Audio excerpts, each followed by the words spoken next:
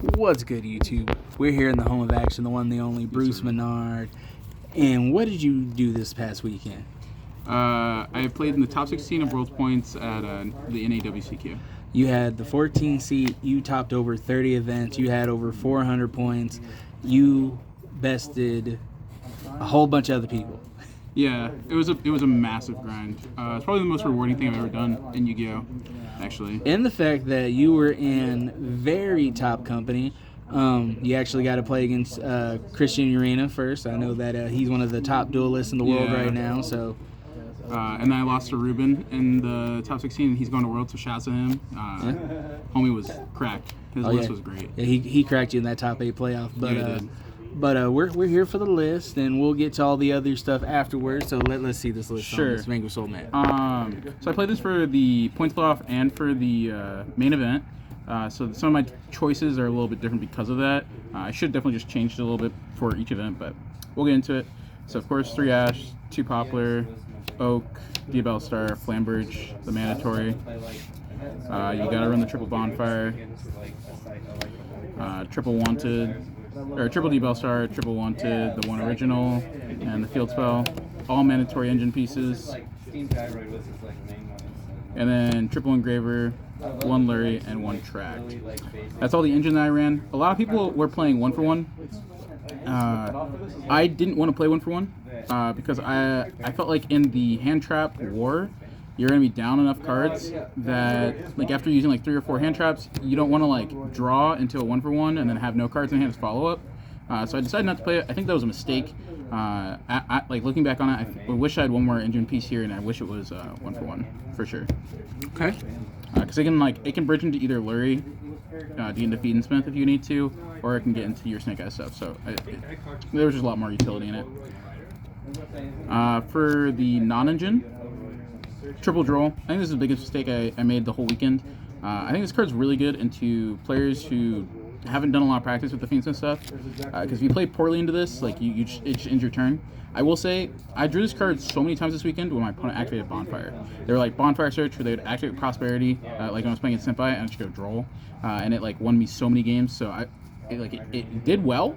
I think this should be like Ogre or Mourner instead, or some combination of Bestials. So this was more of a main event, but for the top 16 playoff. I definitely should not have ran this. In the main event, I was really, really scared of decks like Gimmick Puppet and like Rogue that were just like FTK decks that people were going to be running Fiendsmith in. So I wanted to play like something that would just counteract them, like playing like Degenerate stuff. And then I played against almost all mirrors, so it didn't really matter. And then of course triple Ash. You need to run it. This card's like exceptional this format.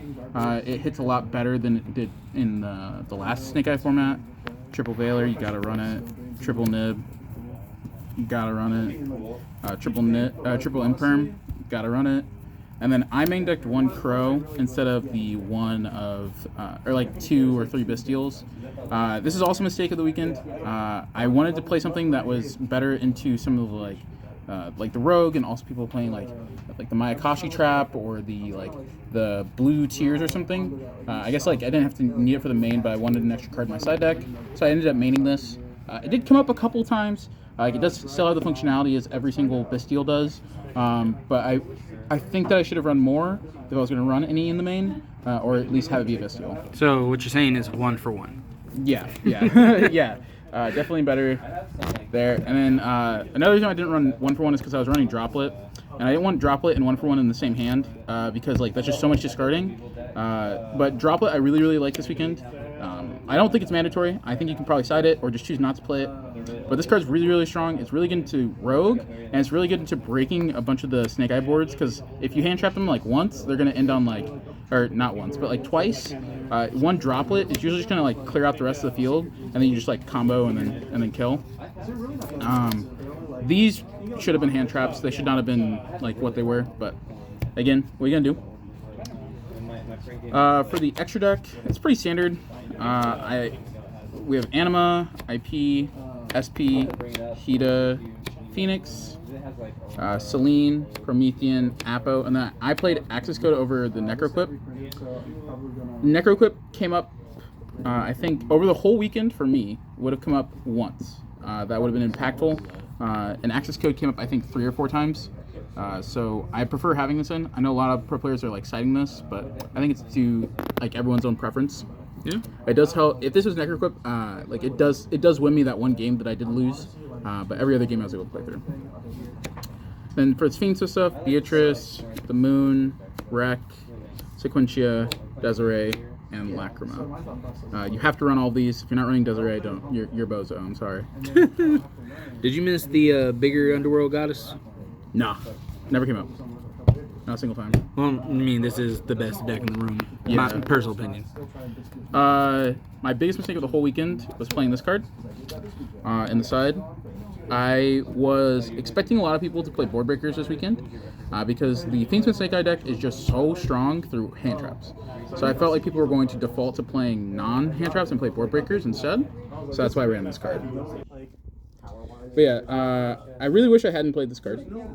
In theory, I think this card's really, really strong. Of course, with all the board breaker decks that could have been there, you can like dump this off of Beatrice, place it in your spell trap zone off Flamberge, and then special summon it, either with the field spell or with Flamberge itself, and it just shuts down every single board breaker that people are playing except for Evenly. But if you have Evenly, if you need Evenly to play, you just like leave the spell cancel on the field and you're chilling. So. It did win me one match, but I wish this was like the blue tiers like combo stuff. I also cited 2 crows in addition to the crows that were in the deck. I cut the 3rd crow for the spell canceller to put into my main. It made like all of my citing patterns super poor. I really didn't like citing these. I think these like never came in. But I also didn't play against any of the matchups where they were like super good. So I played against a lot of meta, not like no non-meta. Main deck side deck 3 Cosmics. This was for like any backer deck. Didn't play against any, so this never came in. Triple Dark Ruler. This card is for Yubel. The Yubel inboard is scary. It's hard to out. This card doesn't completely out it, but you need it in order to start playing the game to start outing everything else. So whenever I saw this card, it felt nice. But I only played against 2 Yubel or 1 Yubel in the main event, and I lost, so it was tough. Triple cross out. This is when you go first, and then triple skill drain. Skill drain. This card performed terribly this weekend. When I did flip it, I did win, but I think there was only 3 times this weekend that it actually came in. I lost a lot of die rolls this weekend, and I won a lot of game ones. So I didn't like end up citing a lot of my stuff, and it made me feel really bad because a lot of my stuff didn't feel really good going second, which was unfortunate. So basically what we're going to get out here is you made choices. Yeah. And you're learning from them. Yeah. It was just such a new format. I didn't know what to expect. I didn't know how much meta I was going to see. And I think I overcompensated a bit for it. But I lost in the last round of day 2. So it wasn't terrible. It just definitely could have been better. So we have a series of follow-up questions. So we've been documenting this journey since last year. Yeah. And you come a long way. The fact that you went from topping the WCQ last year, the North American. Yeah. And you got to the world points, and then how is that VIP status for this event? I mean, it was really nice. Having not to move for the whole event is like super sick. Like whenever anyone's like, "Oh, round pairings are up," like just being able to sit down is nice. But like, honestly, it was like I said earlier, just like the most rewarding thing that I've ever done when it comes to Yu-Gi-Oh. The most amount of work that I put into Yu-Gi-Oh, and it felt nice. I'm definitely going to do it again. I'm definitely going to try and grind it out again. I think that's like the only thing that I want to do right now because I'm frustrated with my performance. I know I could have done better, so that's what I'm going to do next year. All right, so you actually just answered question 2. Yeah. And then, do you have any inspiring thoughts or a message to future inspiring duelists that may want to put in the grind or may want to do what you've done and try? I mean, like,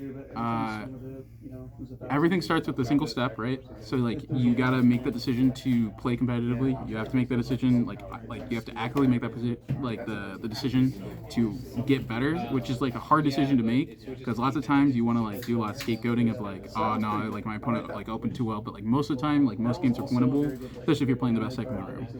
And so like at some point you have to be like really introspective and you gotta like you've got to improve yourself. I didn't do that enough walking into this event, and that's why I didn't do well. I know that for a fact. If I had done a little more testing, if I had like thought about it a little more, I think I would have done better. That's what you need to do. I blame Konami because y'all should have posted the ban list a little sooner, give you a little more room to actually do some actual testing. And yeah, so definitely stay tuned to the channel. We're definitely going to have a lot more Bruce. Yes, sir. I'm the one only Ammon816. There's always Moo to make. And Bruce, thank you again. Till next time, you two. There's always Moo to make. Deuces.